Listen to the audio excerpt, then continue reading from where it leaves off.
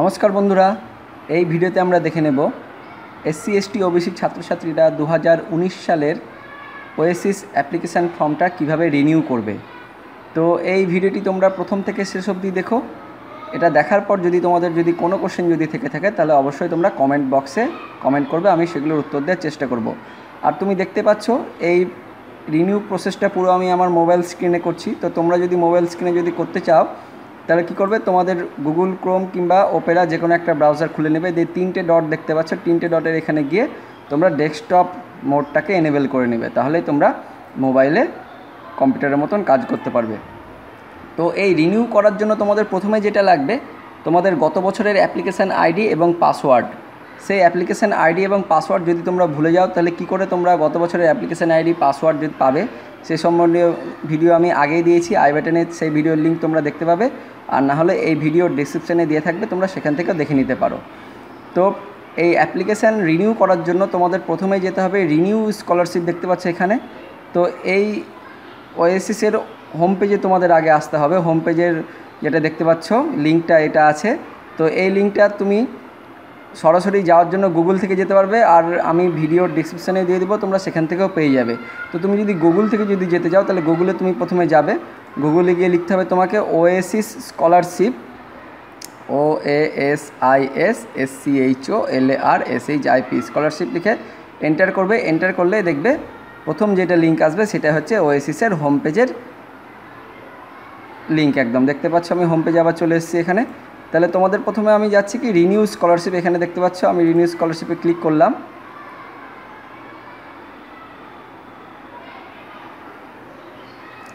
নেটের স্পিড একটু স্লো আছে, তার জন্য লোডিং হচ্ছে, কিন্তু দেখতে পাচ্ছ খুলে গেছে।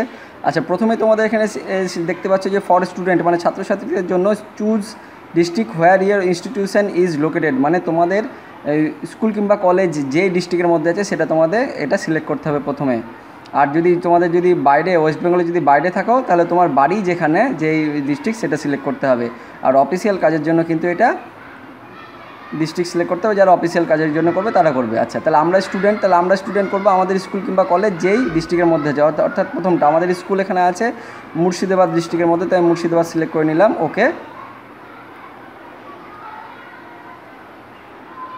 আচ্ছা, চলে এসে দেখতে পাচ্ছ এবার ইউজার আইডি, তোমার গত বছরের ইউজার আইডি কিন্তু এখানে লিখতে হবে। তো আমি লিখছি গত বছরের ইউজার আইডি আমার জানা আছে, ক্যাপস লক অন করে নেবে তোমরা, WB010206406847। এবার তোমরা পাসওয়ার্ডটা লিখবে 9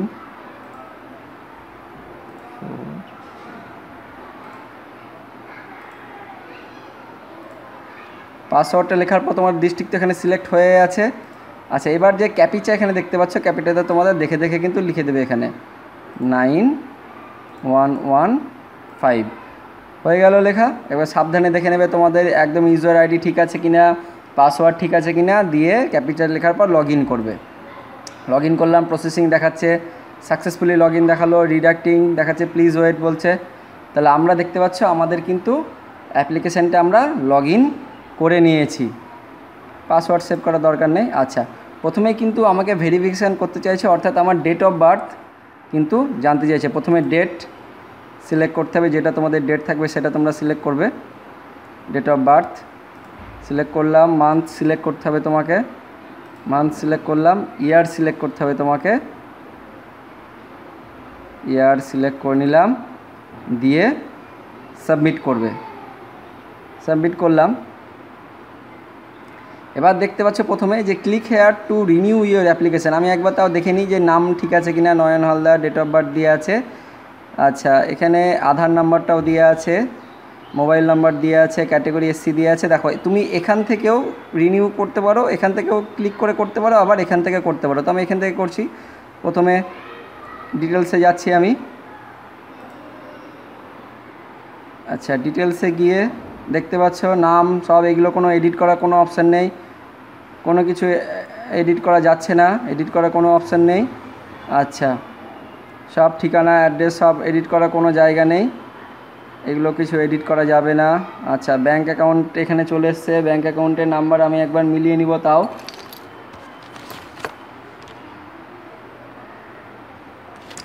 আচ্ছা, ব্যাঙ্ক অ্যাকাউন্টের নাম্বার ঠিকই আছে।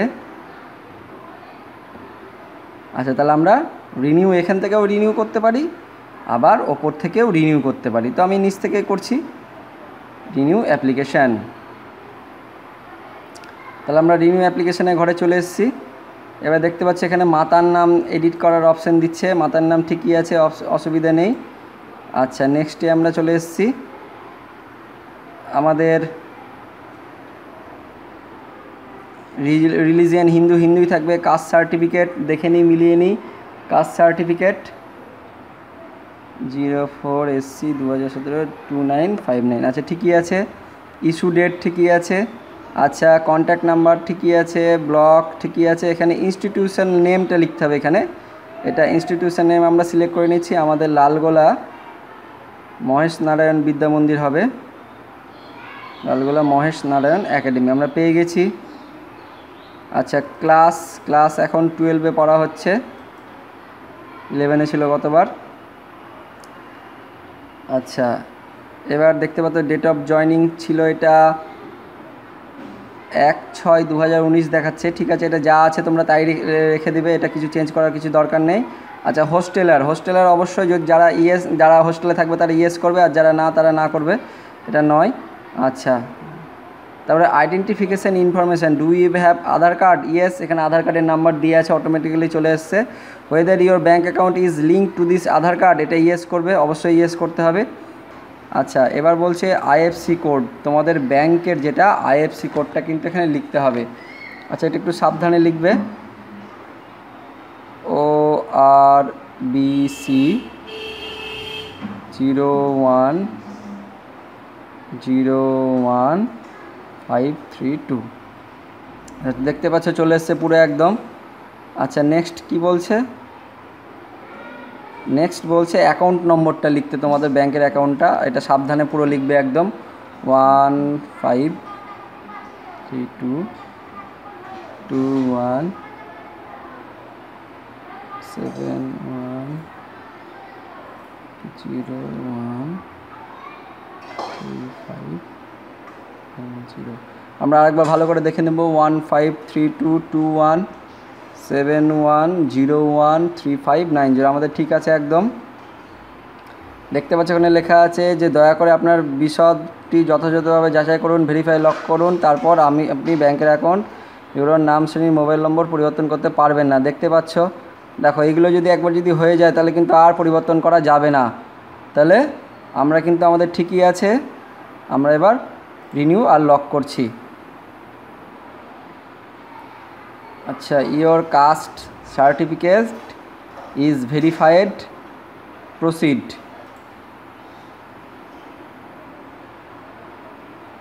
দেখতে পাচ্ছ পুরো একদম চলে এসছে। নো, ইয়েস করেছি। আচ্ছা, এবার কি করব আমরা? এগুলো করার পর কি বলছে, এবার প্রিন্ট আউট করতে হবে। আমরা প্রিন্ট অ্যাপ্লিকেশানে চলে যাচ্ছি।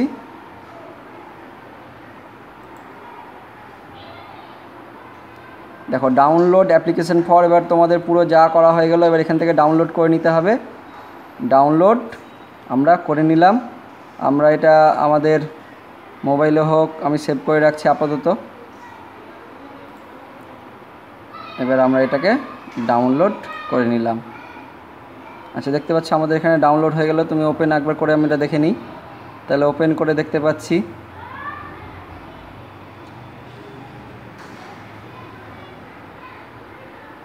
আচ্ছা, দেখতে পাচ্ছি এটা প্রিন্ট আউট হয়ে চলে এসছে পুরো একদম। এটা তোমাদের এখানে একটা ফটো দিতে হবে। ফটো দিয়ে তোমাদের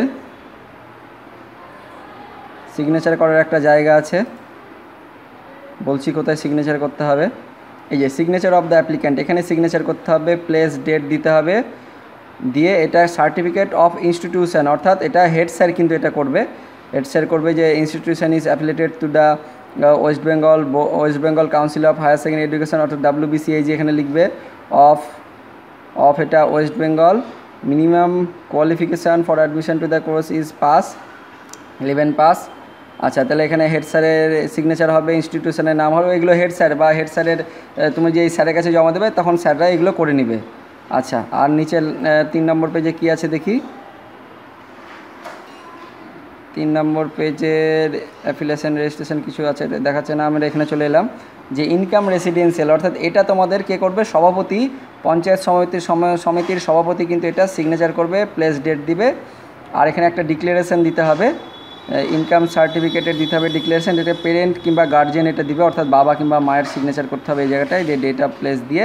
এই কম্পিউটার অ্যাপ্লিকেশনের সাথে কী কী দিতে হবে এটা জমা দিতে হবে। দেখতে পাচ্ছ যে কনস্ট্যান্ট যে ব্লক, সেই ব্লকে জমা দিতে হবে।